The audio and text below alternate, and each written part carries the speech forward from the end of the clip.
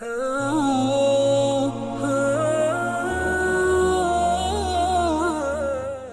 جگہ الفاظ ہیں، شہر کے لوگ خوش ہوتے ہوئے آئے۔ وہ اس حد تک فاسق اور فاجر بن چکے تھے کہ خوش ہوتے ہوئے وہاں آئے تاکہ ان خوبصورت لڑکوں سے لذت حاصل کر سکیں۔ یہ گھر کے سامنے پہنچ گئے تو لوط علیہ السلام انہیں روکنے کے لیے گھر سے نکلے۔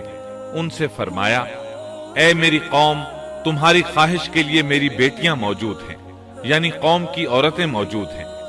نبی قوم کا باپ ہوتا ہے، اس کی بیویاں قوم کی مائیں اور قوم کی عورتیں اس کی بیٹیاں شمار ہوتی ہیں، جیسا کہ سورہ ہود میں آتا ہے۔ کہنے لگے، اے میری قوم، میری یہ بیٹیاں تمہارے لیے پاکیزگی کا باعث ہیں، لہٰذا اللہ سے ڈرو اور مجھے میرے مہمانوں کے بارے میں رسوا نہ کرو۔ کیا تم میں کوئی بھلا شخص موجود نہیں؟ آپ کی بات کے جواب میں انہوں نے کیا جواب دیا؟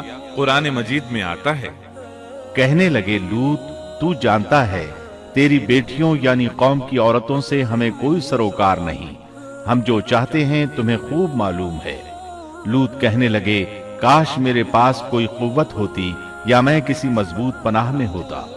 لوط علیہ السلام کے پاس کچھ بھی تو نہیں تھا، صرف ان کی اپنی بیٹیاں ان پر ایمان لائی تھیں، یہاں تک کہ ان کی بیوی بھی کافر تھی۔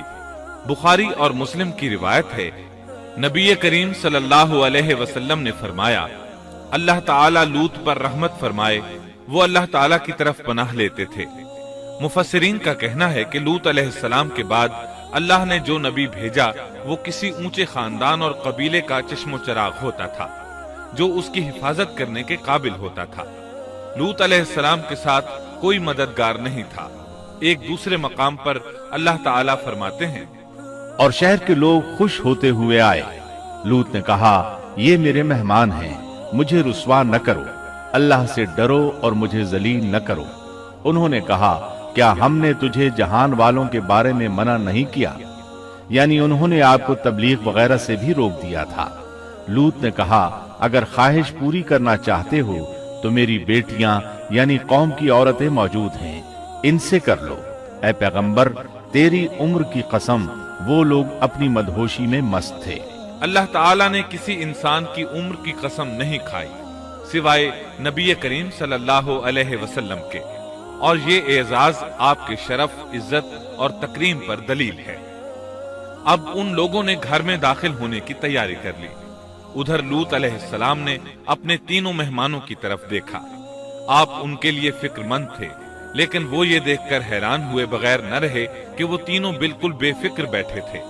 اس وقت کی کیفیت اللہ تعالیٰ نے قرآن مجید میں یوں بیان فرمائی ہے، تم لوگ تو کچھ انجان سے معلوم ہو رہے ہو۔ اس پر وہ کہنے لگے، ہم تو تیرے پاس وہ فیصلہ لائے ہیں جس میں اس قوم کو شک تھا، اور ہم تیرے پاس حق لے کر آ چکے ہیں، اور بے شک ہم سچے ہیں۔